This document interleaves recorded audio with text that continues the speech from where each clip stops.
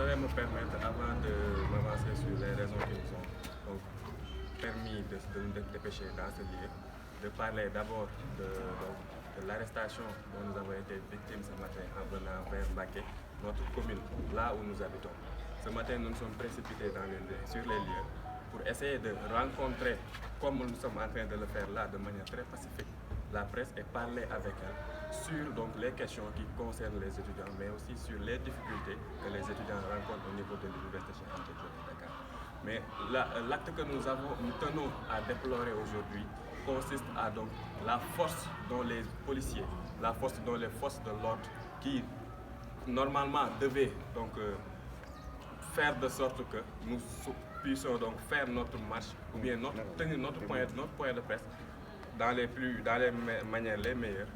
Donc ils ont usé d'une force envers nous qui étions donc nous n'étions pas armés, nous n'étions pas venus pour saccager, nous n'étions pas aussi prêts à user de la force. Mais eux, ils ont su brutaliser pas mal de gens parmi nous. Ils ont eu à gifler nos jeunes sœurs qui sont là et qui nous ont accompagnés très inoffensivement dans ce combat. Donc ça, c'est vraiment quelque chose que nous déplorons. Donc maintenant, pour venir sur ce qui nous amène ici aujourd'hui, nous sommes des étudiants. Nous n'avons pas de coloration politique. J'entends des gens dire que nous sommes là parce qu'il y a des gens qui sont derrière nous. Nous n'avons pas une coloration politique. Nous sommes un collectif. Regardez-nous, regardez nos visages. Vous verrez que des enfants de tout. Nous sommes tous de cette localité-là. Nous avons apporté notre pierre à l'édifice. Durant la Covid-19, nous étions là. Nous avons sensibilisé. Nous avons fait des dons de masques et tout. Durant les vacances, nous sommes là. C'est nous qui organisons les cours de vacances pour nos jeunes frères gratuitement.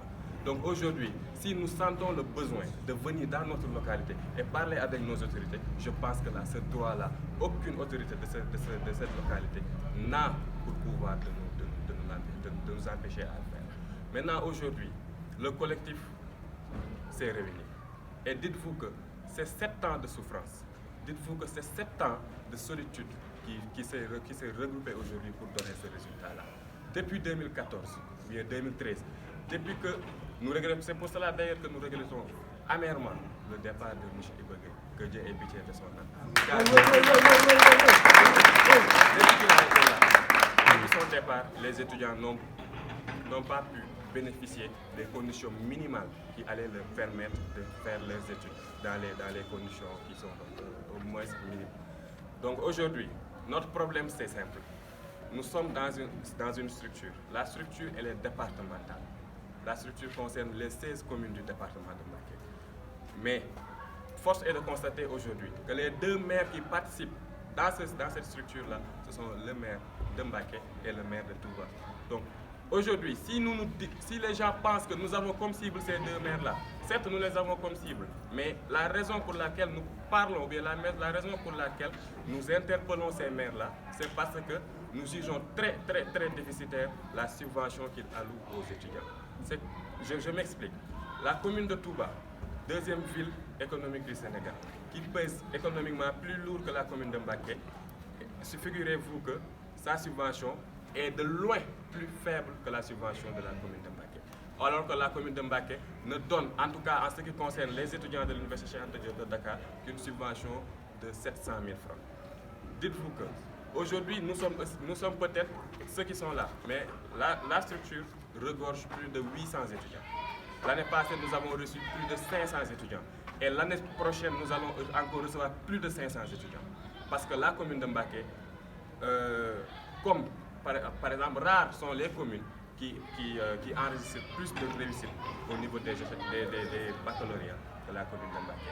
Et à chaque fois, nous rencontrons ces difficultés-là. À quoi consistent ces difficultés? Nos autorités ne nous écoutent pas, nos autorités ne nous respectent pas, nos autorités n'ont aucune attention envers les étudiants. Et pourtant, nous sommes là. Dites-vous que depuis le 26 juin, c'est nous qui dirigeons l'amicale. Vous nous avez tantôt demandé pourquoi on ne s'est pas levé. Pourquoi on n'a pas attendu ce moment-là. Depuis le 26 juin, on est là. Nous ne sommes pas des gens qui prônent la force. Nous ne sommes pas des gens violents. Depuis le 26 juin, nous avons tenté de passer vers les chemins légaux, pour essayer de voir comment nous allons faire pour trouver une solution amiable. Mais aujourd'hui, si nous en sommes là, c'est parce que ces autorités-là qui disent que c'est à eux de nous aider, c'est à eux d'occuper donc les instances de décision dans notre communauté. N'ont pas voulu nous écouter. Donc, j'indexe du doigt directement l'ensemble des maires des 16 communes de Mbacké, du département de Mbacké, et leur dire que aujourd'hui, nous sommes là à Mbacké, mais ce n'est pas parce que nous sommes ici que vous êtes donc exclus du combat. Vous tous, vous êtes concernés. Le combat des étudiants et le combat de la population. Nous faisons aussi un appel à l'association des parents d'élèves. Nous avions tous été des élèves. Aujourd'hui, si nous sommes là, nous sommes étudiants, certes, mais nous avons tous des parents. Et ces parents-là, malheureusement, comme l'a si bien dit mon frère tantôt, n'ont toujours pas les moyens pour nous soutenir à bien faire nos études. Nos parents se décarcassent, nos parents se tuent tous les jours. Regardez, de l'achat des tickets, du transport et beaucoup de dépenses. Comme vous le savez, à l'université, les cours ne sont pas faciles. On achète des fascicules, on fait des photocopies. Tout cela est géré par le parent.